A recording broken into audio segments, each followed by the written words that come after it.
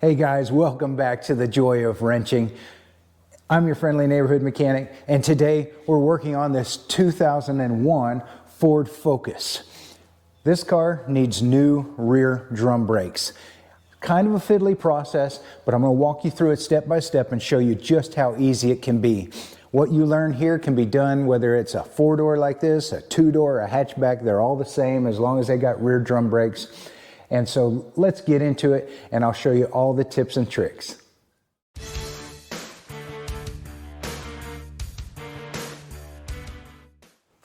Obviously, the first thing you're going to want to do, take the wheel off. Now, here's your drum brake. And you'll notice that unlike a lot of them, you can't just wiggle the drum right off. There's actually a nut under here that holds it in place. So what you want to do is get you a screwdriver or a chisel or something and get this cap off of here. It'll just pry out of place, and you want to set that aside. And then look right in here. There's the nut that holds this thing on. That is a 30 millimeter. And so we're going to go ahead and buzz that thing off of here with the impact.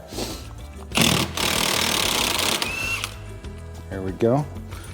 Okay, so there's our nut, and see it's got like a little castellated part to it that goes towards the inside. And there's also a washer in here you want to make sure that we don't lose. So as I start to wiggle this off, see, here comes that washer.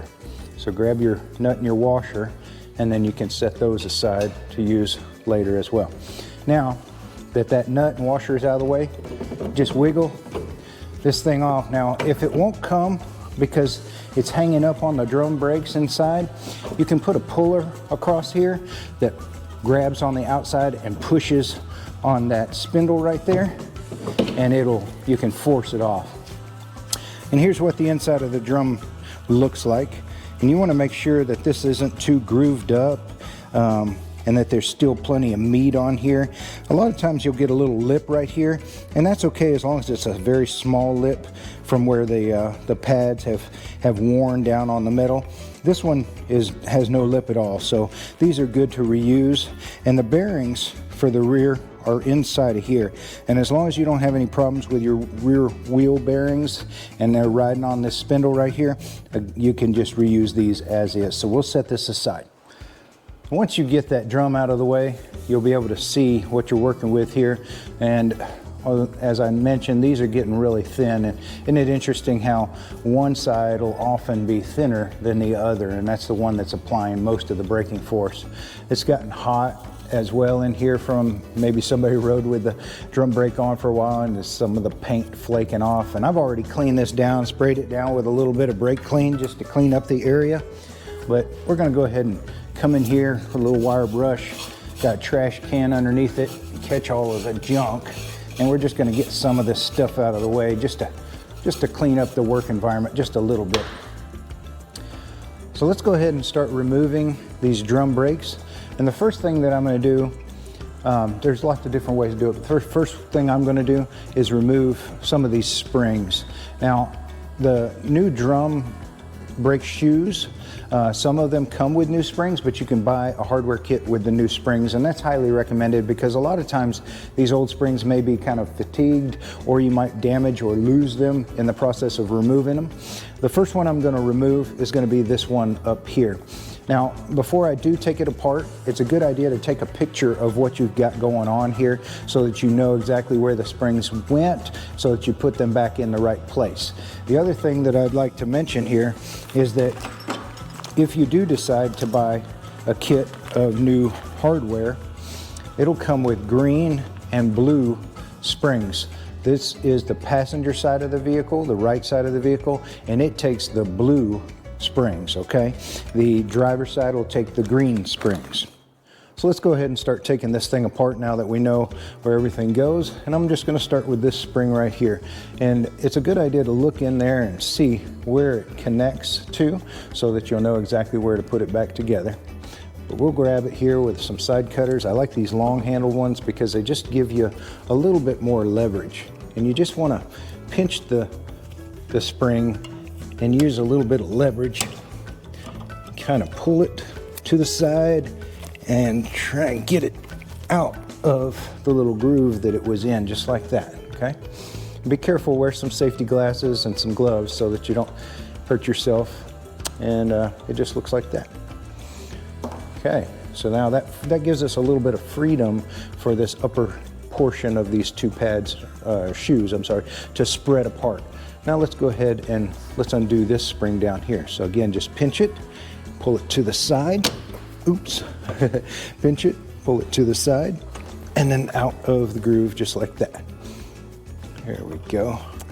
All right, now that we've removed some springs, we've got a little bit of play or movement in here, and now we're going to go ahead and remove the retaining clips. You see these things here, and there's, again, lots of different ways to do this.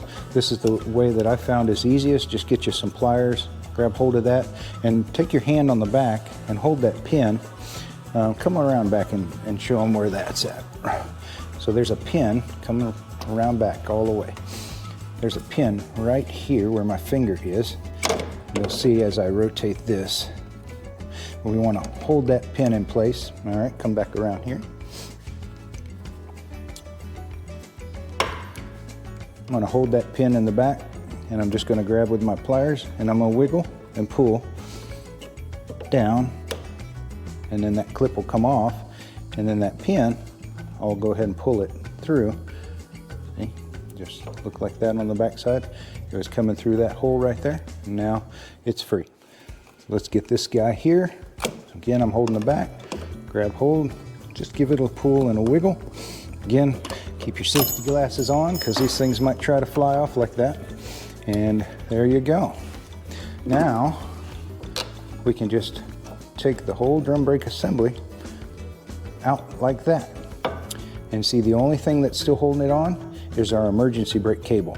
Now, there's a spring here, so let's go ahead and rotate around so that you can see that.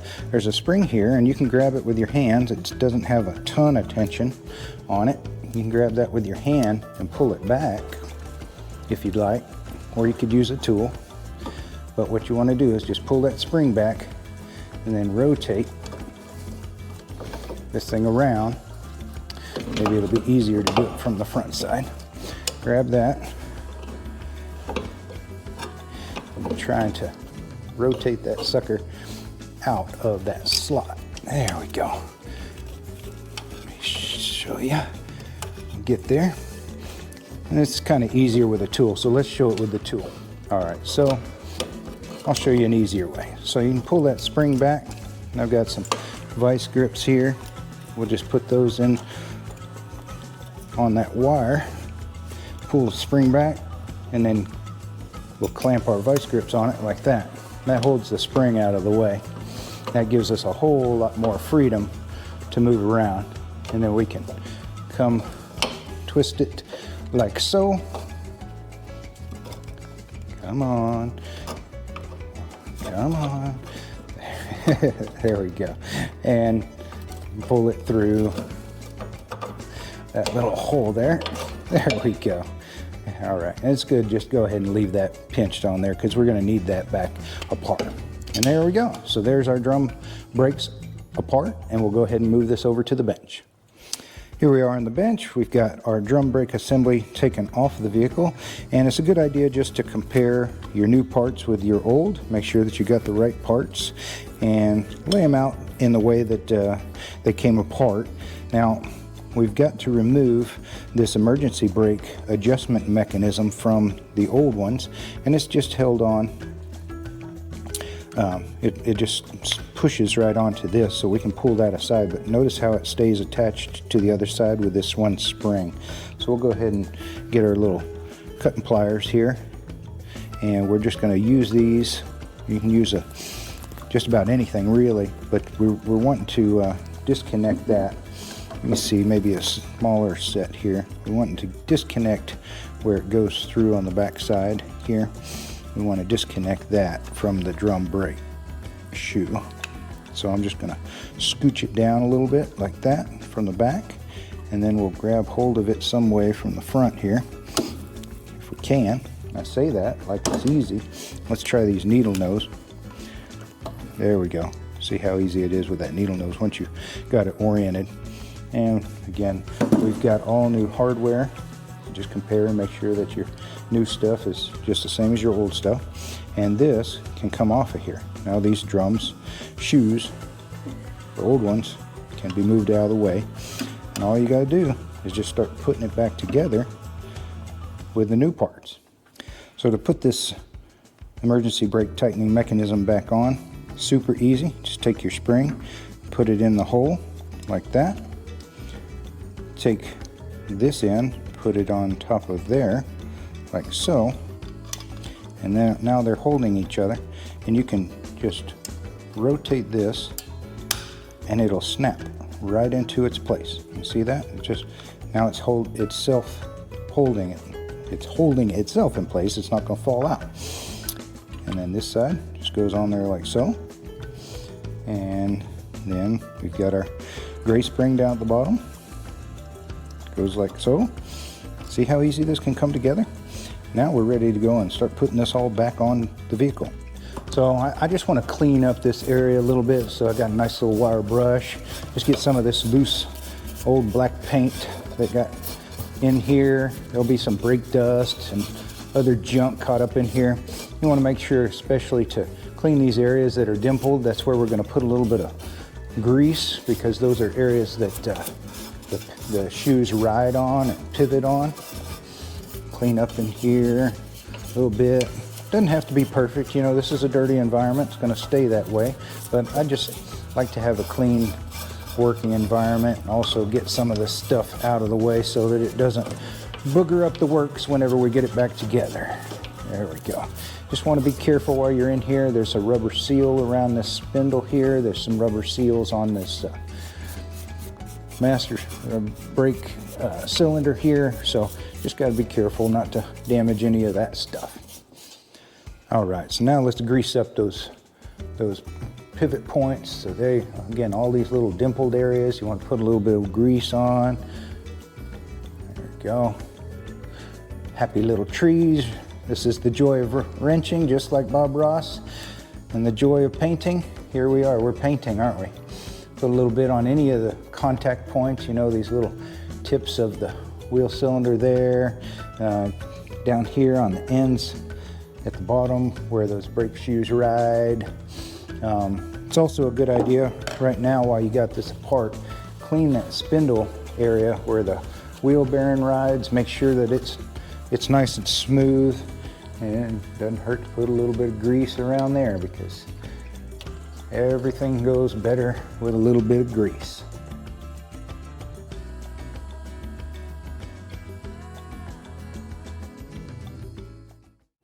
All right, now all the wear points are greased up, so we're ready to go ahead and start putting our drums back in. So just as we took it apart, we're going to start with our emergency brake cable, and we'll just take that and we'll slide it into place like that, and then we'll go ahead and release the spring, and that'll just hold itself like that. And I'm going to put this little ear back behind there, and this one's going to go up there and ride on that little metal tip inside of there. And we can hold it in place like that.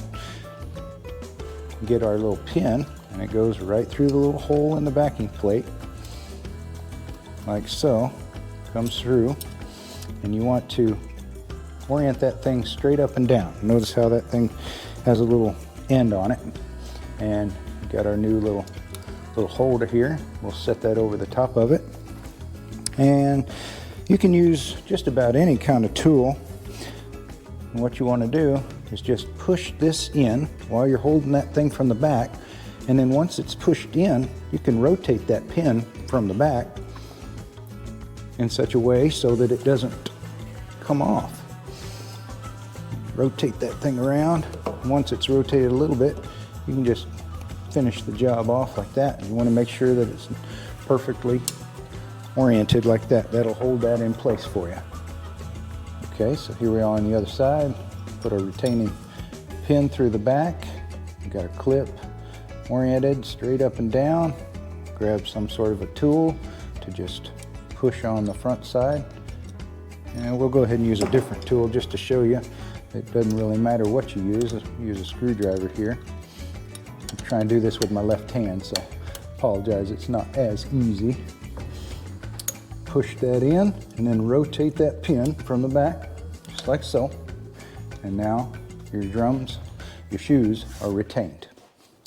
Now it's time to put our lower spring, it's the gray one. So you got this little hook there, goes in there, and then we're gonna have to stretch it across and put this hook through that hole right there. So we'll get us some side cutters, and we're not gonna pinch it so hard that we're gonna cut this spring.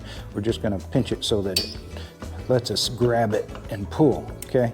Now you may find that this shoe tries to move that away while you're pulling on it like this, and if that's so, you can get you one of your old retaining clips or something and just kind of wedge it in here. Look over here, wedge it in here, and that'll keep that shoe from moving. So now we'll pull on this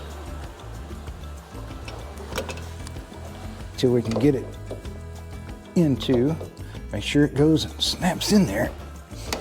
Come on, there we go.